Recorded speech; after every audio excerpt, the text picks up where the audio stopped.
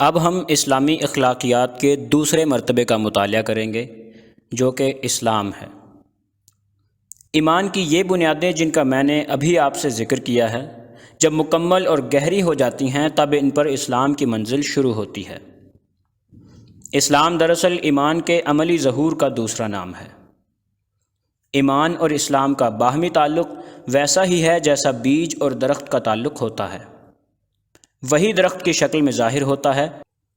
حتیٰ کہ درخت کا امتحان کر کے بآسانی یہ معلوم کیا جا سکتا ہے کہ بیج میں کیا تھا اور کیا نہیں تھا۔ آپ نہ یہ تصور کر سکتے ہیں کہ بیج اس میں موجود بھی ہو پھر بھی درخت پیدا نہ ہو۔ ایسا ہی معاملہ ایمان اور اسلام کا ہے۔ جہاں ایمان موجود ہوگا لازماً اس کا ظہور آدمی کی عملی زندگی میں، اخلاق میں، برتاؤ میں، تعلقات میں، کٹنے اور جڑنے میں، دوڑ دھوپ کے رخ میں، مذاق و مزاج کی افتاد میں، سعی و جہد کے راستوں میں، اوقات اور قوتوں اور قابلیتوں کے مصرف میں، غرض مظاہر زندگی کے ہر جزو میں ہو کر رہے گا۔ ان میں سے جس پہلو میں بھی اسلام کے بجائے غیر اسلام ظاہر ہو رہا ہو،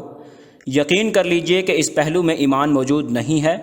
یا ہے تو بالکل بودا اور بے جان ہے۔ اور اگر عملی زندگی ساری ہی غیر مسلمانہ شان سے بسر ہو رہی ہو تو جان لیجئے کہ دل ایمان سے خالی ہے، یا زمین اتنی بنجر ہے کہ ایمان کا بیج برگ و بار نہیں لا رہا ہے۔ بہرحال میں نے جہاں تک قرآن و حدیث کو سمجھا ہے، یہ کسی طرح ممکن نہیں ہے کہ دل میں ایمان ہو اور عمل میں اسلام نہ ہو۔ اس موقع پر ایک صاحب نے اٹھ کر پوچھا کہ ایمان اور عمل کو آپ ایک ہی چیز سمجھتے ہیں یا ان دونوں میں کچھ فرق ہے؟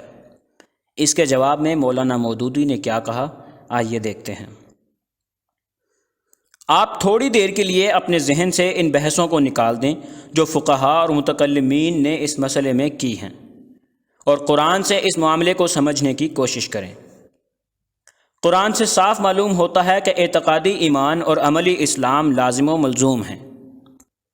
اللہ تعالیٰ جگہ جگہ ایمان اور عمل صالح کا ساتھ ساتھ ذکر کرتا ہے، اور تمام اچھے وعدے جو اس نے اپنے بندوں سے کیے ہیں انہی لوگوں سے متعلق ہیں جو اعتقاداً مومن اور عملاً مسلم ہوں۔ پھر آپ دیکھیں گے کہ اللہ تعالیٰ نے جہاں جہاں منافقین کو پکڑا ہے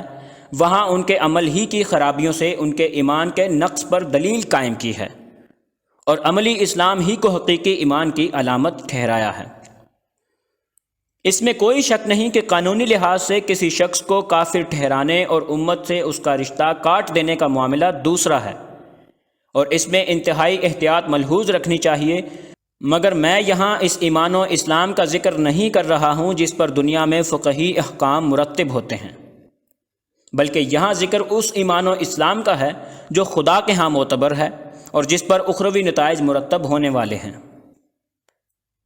قانونی نقطہ نظر کو چھوڑ کر حقیقت نفس الامری کے لحاظ سے اگر آپ دیکھیں گے تو یقیناً یہی پائیں گے کہ جہاں عملاً خدا کے آگے سپر اندازی اور سپردگی و حوالگی میں کمی ہے، جہاں نفس کی پسند خدا کی پسند سے مختلف ہے، جہاں خدا کی وفاداری کے ساتھ غیر کی وفاداری نبھ رہی ہے، جہاں خدا کا دین قائم کرنے کی سعی کے بجائے دوسرے مشاغل میں انہماک ہے، جہاں کوششیں اور محنتیں راہ خدا کے بجائے دوسری راہوں میں صرف ہو رہی ہیں، وہاں ضرور ایمان میں نقص ہے، اور ظاہر ہے کہ ناقص ایمان پر تقویٰ اور احسان کی تعمیر نہیں ہو سکتی، خواہ ظاہر کے اعتبار سے متقیوں کی سی وضع بنانے اور محسنین کے سے بعض اعمال کی نقل اتارنے کی کتنی ہی کوشش کی جائے۔ ظاہر فریب شکلیں اگر حقیقت کی روح سے خالی ہوں تو ان کی مثال بالکل ایسی ہی ہے جیسی ایک نہایت خوبصورت آدمی کی لاش بہترین وضع و حیت میں موجود ہو مگر اس میں جان نہ ہو۔ اس خوبصورت لاش کی ظاہری شان سے دھوکہ کھا کر آپ اگر کچھ توقعات اس سے وابستہ کر لیں گے تو واقعات کی دنیا اپنے پہلے ہی امتحان میں اس کا ناکارہ ہونا ثابت کر دے گی،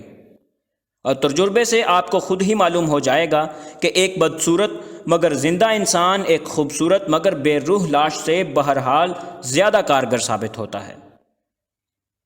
ظاہر فریبیوں سے آپ اپنے نفس کو تو ضرور دھوکہ دے سکتے ہیں، لیکن عالم واقعہ پر کچھ بھی اثر نہیں ڈال سکتے، اور نہ خدا کی میزان ہی میں کوئی وزن حاصل کر سکتے ہیں۔ پس اگر آپ کو ظاہری نہیں بلکہ وہ حقیقی تقویٰ اور احسان مطلوب ہو جو دنیا میں دین کا بول بالا کرنے اور آخرت میں خیر کا پلڑا جھکانے کے لیے درکار ہے، تو میری اس بات کو اچھی طرح ذہن نشین کر لیجئے کہ اوپر کی یہ دونوں منزلیں کبھی نہیں اٹھ سکتی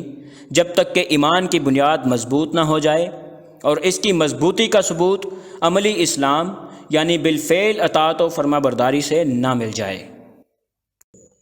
دینی کتب کی مزید آڈیوز اور مفید معلومات کے لیے ہمارے چینل منٹورز اکیڈیمیا کو ابھی سبسکرائب کر لیں۔